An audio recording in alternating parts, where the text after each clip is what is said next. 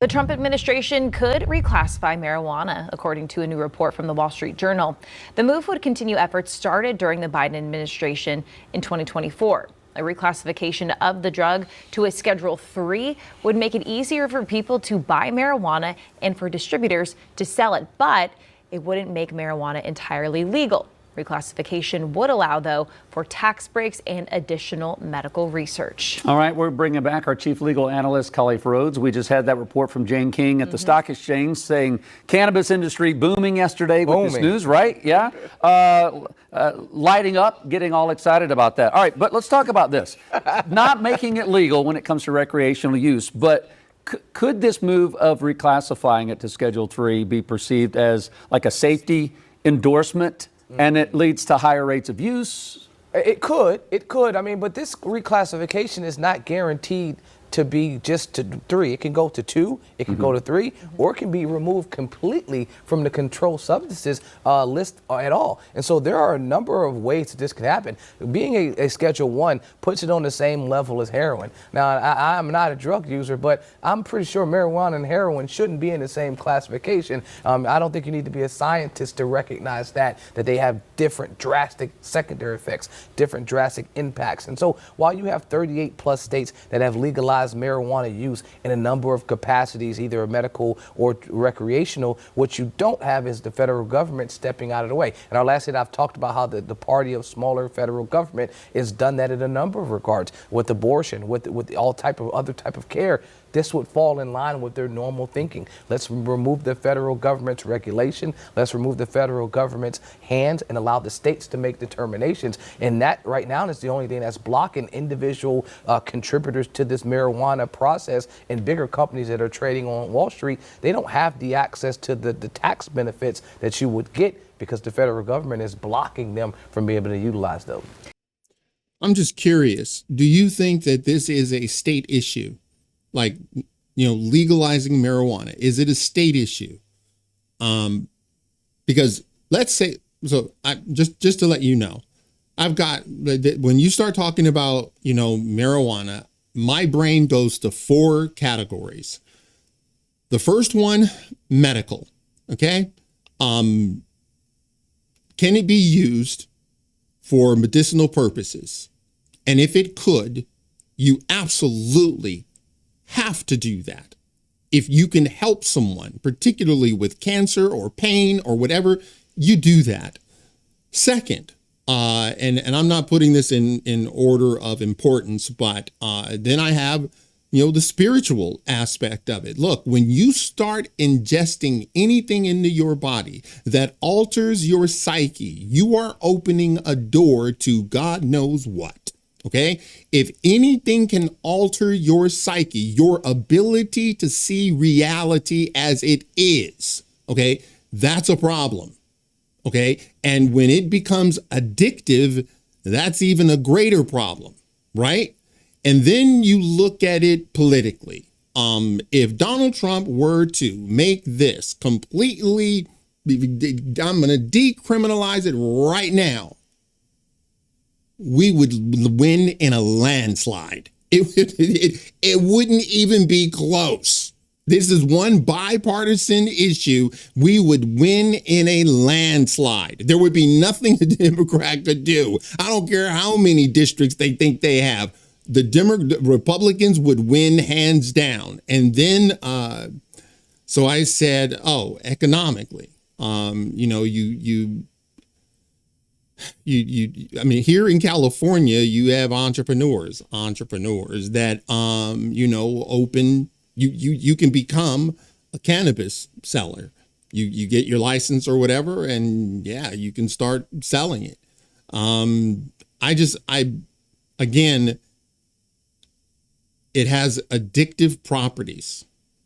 And I know that because people have withdrawals when they come off it. Okay, when they start trying to back away from it, there are withdrawals. And it's the same way with any medication. There are withdrawals. But my biggest, the biggest problem I have with it is if it's like legalized, Big Pharma is going to come in and shut it all down.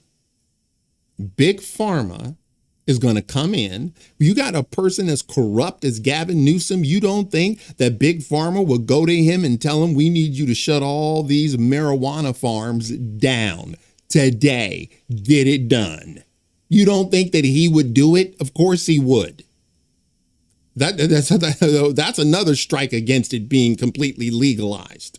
So I don't know. With this reclassification, I'm thinking of people who are in prison and jail right now for marijuana crimes. What would this reclassification, would that have any impact on people who are currently locked up for that? Or is it kind of, you can't go back? That's a and do great anything? question. Typically, when you implement a new change, there's not a retroactive effect. Not saying it couldn't be. Say if they make this, and remove it from the scheduling, Congress could then take some action and say, look, we're going to allow this to retroactively take hold to anyone that was convicted of these type of charges. But you also, on the criminality aspect of it, a number of jurisdictions, primarily, and this is, I guess, a bipartisan issue, primarily on the Democratic side, in those jurisdictions, they have had a hands-off approach to the criminalization of marijuana use and of distribution, and where you have prosecutors outrightly saying, we're not prosecuting, less than a half an ounce type of charges. Like if you arrest someone on that, it's basically we're not going any further with that in jurisdictions like Philadelphia, where I'm from originally. That's the type of things that you've seen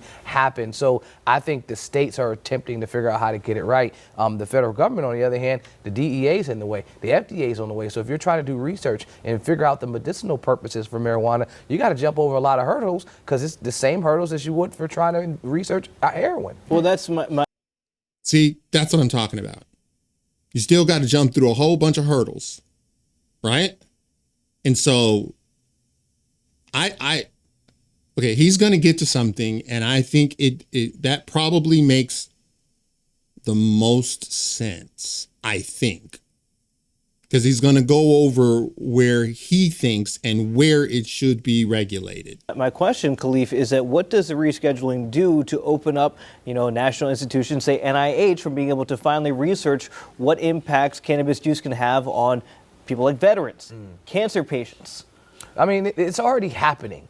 It's just they got to jump over hurdles. Right. And right now, they wouldn't have to jump at all. Like if they make the change and they reclassify it, you can say, look, we can increase the amount that we can get, because it's based on the amount that you are actually asking to do the research on. So if I'm requesting that, do pounds of it, now the FDA, the DEA is saying, we're going to walk you through a long process before you can get it. Now it'd be like going to the corner store and being able to pick it up. That's the drastic difference in reclassifying it to 2 or 3 or removing it from the classification process. But I mean, there are a number of other things. We talked about criminal. We talked about medical. There's the economic benefits with the taxes. We got the banking. The banks will work with you now because it's something that they don't have to worry about the federal government saying, well, this is an illegal activity. I mean, the public health and safety aspect of it is there as well, because now you don't have folks, worrying about this product being regulated different capacities. While states may regulate it one way, federal government is now regulated a different way. I think that the ultimate push would be removing it completely and treating it more like tobacco. Treating it getting rid of the prohibition and treating it in that capacity where you have, these regulations limited to the scheduling, which I think opens up the door for a lot more access for research, for a lot more access to commerce and growth. What kind of? So what do you think about that? Making it more like tobacco. For those of you who don't know, I smoke cigars. Okay. And here's the reason why it wouldn't be at all like cigars, and it wouldn't be at all like, just tobacco, pure tobacco, because guess what you're never going to see? Okay. That person was pulled over because he was driving under the influence of a Arturo Fuente Chateau. Okay. That's not going to happen. Okay. No one's ever going to get pulled over because he was driving under the influence of an Arturo Fuente Chateau. That's not going to happen. There are no, my brain is not chemically changed when I have a cigar. It doesn't happen. So that's where the argument kind of loses steam. However, so this is what I think. Okay. I'm going way too long on this. 4 categories. Spiritual, I don't like it because you open up a gate and look, let's be honest. People smoke weed to get high, period. Okay. But if it can be used for medical purposes, absolutely, you got to do that. Politically, if Donald Trump were to do this, even if he moves it from Schedule 1 to Schedule 3 or 4 or 5, it's probably going to be a net plus politically. Because I'm just being honest. And if he makes it just completely legal, which that's probably not going to happen, but if he did, we'd win in a landslide in the midterms, hands down. I'm telling you, it would be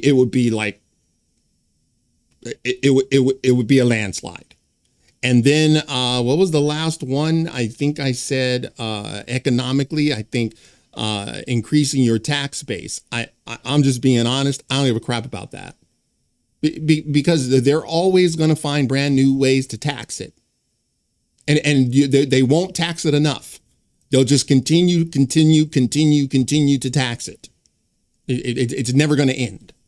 So you tell me what you think. You think that this is a good idea? Should he schedule it back to 3 or 4, maybe even 5? Like Robitussin is a Schedule 5.